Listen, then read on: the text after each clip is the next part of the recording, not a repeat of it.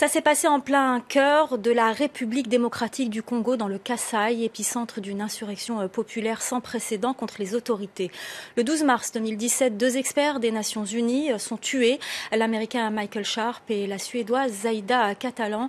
Ce sont des miliciens qui sont accusés de ce crime. Un procès s'est ouvert à Kananga. Mais 6 mois plus, jour pour jour après le drame, il y a de nouveaux éléments révélés par l'enquête de notre consoeur d'RFI, Sonia Rollet. Elle est avec nous sur ce plateau. Merci d'avoir accepté notre invitation pour parler de votre enquête. Tout d'abord, Sonia, vous connaissez bien la région. Vous y avez travaillé très longtemps. Est-ce que vous pouvez nous rappeler le contexte de ces assassinats ? Alors, le contexte en mars 2017, c'est tout simplement que l'insurrection dont vous parliez, l'insurrection qui est née après le décès du chef Kamwina Nsapu, qui a commencé avec lui, mais qui a vraiment pris de l'ampleur après sa mort, et bien tout simplement, à ce moment-là, était à son paroxysme, puisqu'on parlait à l'époque de 5 provinces touchées.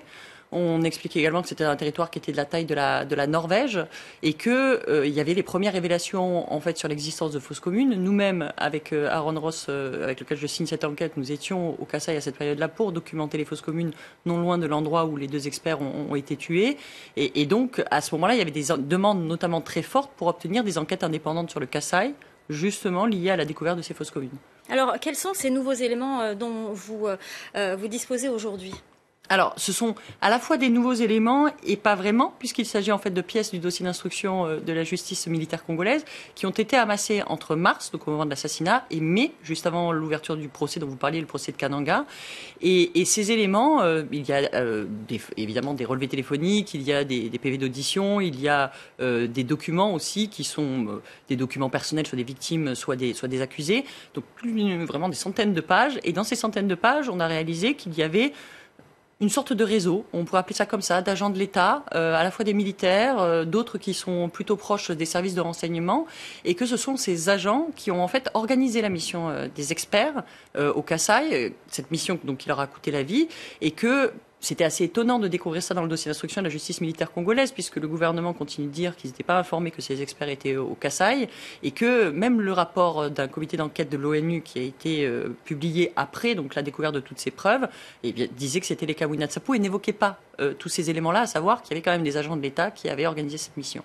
Alors on va continuer à parler du Kasaï. La Fédération internationale des ligues de défense des droits de l'homme a publié ce mercredi un rapport de 100 pages sur les massacres au Kasaï en 2016 et 2017, des massacres qui auraient été planifiés et qui pourraient constituer des crimes contre l'humanité. C'est ce qu'affirme Safia Akori, chargée de mission de la FIDH. Vous écoutez un extrait tout de suite et on en reparlera avec notre invité dans quelques instants. Ce sont des crimes extrêmement graves. Ce qu'on a pu documenter et l'analyse qu'on a pu faire de l'ensemble des témoignages qu'on a recueillis, qui avoisinent la centaine, c'est que ces massacres ne sont pas instantanés. Ils font partie d'une attaque généralisée qui a été systématisée à l'encontre des populations Luba. Et ça correspond très exactement aux éléments constitutifs du crime contre l'humanité. Des meurtres spontanés, ça n'est pas nécessairement un crime contre l'humanité. En revanche, des meurtres, des tortures, des agressions sexuelles et des déportations qui visent de manière générale et préparée une population donnée, ça correspond au crime contre l'humanité. En tout cas, c'est les éléments constitutifs du crime. Alors Sonia, vous avez aussi enquêté sur ces massacres. Quelle est votre réaction sur ce rapport ? Alors ce rapport en fait porte sur le territoire de Kamonia. Donc c'est un des territoires de la province du Kasaï. Et à défaut d'avoir pu enquêter, puisque c'est très compliqué aujourd'hui d'enquêter dans les Kasaï, la FIDH a enquêté auprès des réfugiés congolais qui étaient en Angola.